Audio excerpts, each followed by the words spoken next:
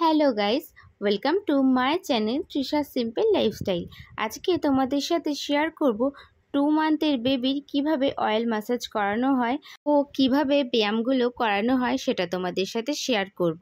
আর oil massage করলে কি কি সুবিধা হবে সেটাও কিন্তু আজকের ভিডিওতে তোমাদেরকে শেয়ার করব। আমি এখানে আমার বেবির জন্য কিন্তু হিমালয়া বডি অয়েলটা ইউজ করছি। তোমরা কিন্তু যে কোনো অয়েল ইউজ করতে পারো, সেটা কিন্তু তোমাদের যদি ডাক্তার রেকমেন্ড করে তাহলে। আমাকে যেরকম ডাক্তার বলেছিল হিমালয়াটা ইউজ করতে বা ভার্জিন কোকোনাট অয়েল, তো আমার কাছে তখন হিমালয়াটা অ্যাভেলেবেল ছিল বলে আমি কিন্তু বাবুকে হিমালয়াটা দিয়েই কিন্তু অয়েল ম্যাসাজটা করতাম। পরে কিন্তু আমি কোকোনাট অয়েলটা কিন্তু নিয়ে এসেছিলাম, সেটা দিয়ে কিন্তু এখন অয়েল ম্যাসাজটা করি। সবার প্রথমে অয়েলটাকে কিন্তু নেয়ার পরে ভালোভাবে কিন্তু দুটো হাত দিয়ে গরম করে নিতে হবে। যেভাবে আমি করেছি সেভাবে কিন্তু করতে পারো। তারপরে পায়ের যেই জায়গাটাতে তুমি অয়েলটা দেবে সেটাকে কিন্তু হালকা আদো আদো হাতে কিন্তু ভালোভাবে কিন্তু তোমার যতটা প্রেশার বাবু নিতে পারবে সেই প্রেশারে দিয়ে কিন্তু অয়েল ম্যাসাজটা করতে হবে। পায়ের পাতাতে বুড়ো আঙুলটাকে হালকা চাপ দিয়ে কিন্তু ক্লকওয়াইজ করে 7 থেকে 8 বার কিন্তু ঘোরাতে হবে। তারপরে পায়ের আঙুলগুলোকে ম্যাক্সিমাম 10 বারের মতন প্রত্যেকটা আঙুলকে ভালোভাবে কিন্তু টেনে টেনে দিতে হবে। ঠিক সেম প্রসেসে কিন্তু বাঁ পাটাকেও আমাদেরকে সেমভাবেই কিন্তু অয়েল ম্যাসাজ করতে হবে। সবার প্রথমে তেলটা কিন্তু ভালোভাবে পায়ে মাখিয়ে নিতে হবে। মাখিয়ে নেওয়ার পরে কিন্তু ওই যে প্রথমে ভেতর থেকে বাইরের দিকে কিন্তু ম্যাসাজটা করতে হবে। পায়ের ভেতর থেকে বাইরের দিকে ম্যাসাজটা কিন্তু টেনে টেনে করতে হবে। তারপরে সেম প্রসেসে পায়ের পাতাতে ক্লকওয়াইজ কিন্তু 8 থেকে 10 বার কিন্তু ঘোরাতে হবে। বুড়ো আঙুলটা দিয়ে হালকা প্রেশার দিয়ে কিন্তু এই ক্লকওয়াইজ কিন্তু ঘোরাতে হবে। এটা করলে কিন্তু বাচ্চার যে ঘুমটা খুবই ভালো হয়, ওদের শরীর থেকে যে একটা রিল্যাক্স ফিলটা কিন্তু খুবই ভালো হয়। আর সেই কারণে কিন্তু বাচ্চার ঘুমটা আর বাচ্চার যে একটা খিটখিটে ভাব থাকে সেটা কিন্তু একেবারেই চলে যায়। পায়ের ম্যাসাজ শেষ হয়ে গেলে আমরা এবারে পায়ের একটা ব্যায়াম করে নিচ্ছি। পা দুটো ধরে বাচ্চার পেটের দিকে কিন্তু চাপ দেব। চাপ দেওয়ার পরে কিন্তু পাগুলোকে টান টান করে নেব। এইভাবেই কিন্তু ম্যাক্সিমাম 7 থেকে 8 বার করতে হবে। আর এই ব্যায়ামটা করলে কিন্তু বাচ্চা যেহেতু গ্যাসের প্রবলেম থাকলে সেটা কিন্তু একেবারে দূর হয়ে যাবে।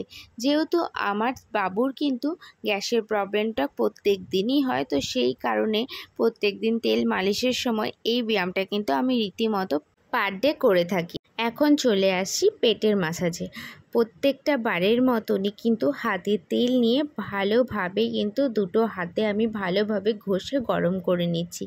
গরম করে কিন্তু বাবুর পেটে কিন্তু লাগিয়ে দিচ্ছি। সবার প্রথমে অয়েলটাকে কিন্তু আমি পুরো পেটে কিন্তু লাগিয়ে নিচ্ছি। তারপরে হাত সেভ করে কিন্তু 8 থেকে 10 বার কিন্তু পুরোপুরিভাবে হালকা হাতে কিন্তু ম্যাসাজটা করতে হবে। যেহেতু ওদের শরীর কিন্তু খুবই নরম হয়, তো সেই কারণে খুব একটা প্রেশার কিন্তু দেয়া যাবে না। তারপরে নাভির কাছে কিন্তু তোমার 4টে আঙুল দিয়ে ভালোভাবে কিন্তু ঘুরিয়ে ঘুরিয়ে কিন্তু ম্যাসাজটা করতে হবে। ম্যাসাজটা করলেও কিন্তু বাচ্চার গ্যাসের সমস্যাটা একেবারেই কিন্তু থাকে না। পেটের ম্যাসাজ শেষ হয়ে গেলে এরপরে কিন্তু আমি হাতের ম্যাসাজে চলে আসব। ঠিক সেম প্রসেসে কিন্তু অয়েলটাকে নিয়ে ভালোভাবে কিন্তু হালকা উষ্ণ কিন্তু গরম করে নিতে হবে। গরম করে নেওয়ার পরে হাতে কিন্তু আমি প্রথমে পুরো অয়েলটা কিন্তু লাগিয়ে নিচ্ছি। যেরকম আমি পায়ে ম্যাসাজটা করেছিলাম ভেতর থেকে বাইরের দিকে ঠিক সেমভাবে কিন্তু ওইভাবে হালকা চাপে কিন্তু আমাকে ম্যাসাজটা করতে হবে। তারপরে হাতের আঙুলগুলোকে কিন্তু আমি এক এক করে কিন্তু টেনে টেনে দিচ্ছি। খুবই আলতো হাতে কিন্তু এই ম্যাসাজগুলো করতে হবে, যেহেতু ওদের কিন্তু এখনও পর্যন্ত সেইভাবে হাড়গুলো কিন্তু শক্ত হয়নি।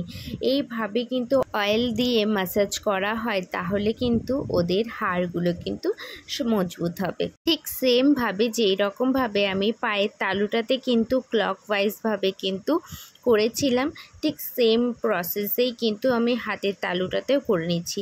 কিন্তু আমার বাবু যেহেতু হাতের মুঠটা একদমই খোলে না, তো সেই কারণে আমাকে কিন্তু ক্লকওয়াইজ আমি করতে পারি না। তোমরা কিন্তু চেষ্টা করবে ক্লকওয়াইজ কিন্তু করে নেওয়ার। ঠিক সেম প্রসেসে কিন্তু আমি নেক্সট হাত মানে বাঁ হাতটাতেও কিন্তু আমি সেমভাবেই কিন্তু অয়েল ম্যাসাজ করে নিচ্ছি।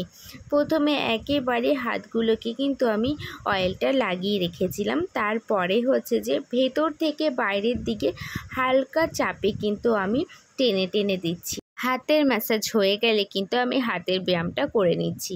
এরপরে কিন্তু দুটো হাত নিয়ে ক্রিস ক্রস করে কিন্তু আমি হাতের ব্যায়ামগুলো করে নিচ্ছি। এইভাবে কিন্তু গুনে গুনে আমি কিন্তু 10 থেকে 12 বারের মতন করে নেব। এইভাবে ব্যায়াম করলে নাকি আগেকার দিনে দিদিমা ঠাকুমারা কিন্তু বলে যে হাতের গিঁটে গিঁটে যে জয়েন্টগুলো থাকে বা পায়ের গিঁটে যে জয়েন্টগুলো থাকে সেগুলো কিন্তু হালকা হালকা করে খুলতে থাকে। তো সেই কারণে কিন্তু এইভাবে কিন্তু সমস্ত দিদিমা ঠাকুমারা কিন্তু ম্যাসাজটা করে। সবার ম্যাসাজের পদ্ধতি কিন্তু একই রকম হয়ে থাকে। আমার হাতের ম্যাসাজ ও ব্যায়াম দুটোই কিন্তু হয়ে গেছে। এরপরে কিন্তু আমি পিঠের ম্যাসাজে চলে এসেছি। সেমভাবে কিন্তু আমি অয়েলটাকে কিন্তু আমার হাতে নিয়ে নিয়েছি। তারপরে পুরো তেলটা কিন্তু আমি পুরো পিঠে কিন্তু ভালোভাবে লাগিয়ে নেব। লাগিয়ে নেওয়ার পরে কিন্তু একই রকমভাবে হালকা হাতে কিন্তু আমি টেনে টেনে দেব।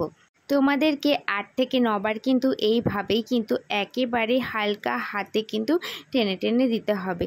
তখন তোমাদেরকে কিন্তু একবারে খেয়াল রাখতে হবে যখন তুমি টানছো যে তোমার হাতের আঙুলগুলো কিন্তু একেবারে যেহেতু নরম থাকে।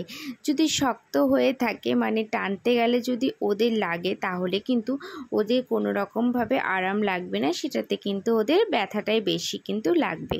পিঠের ম্যাসাজ হয়ে গেলে এরপরে কিন্তু আমি পায়ের ম্যাসাজে আবার চলে আসব।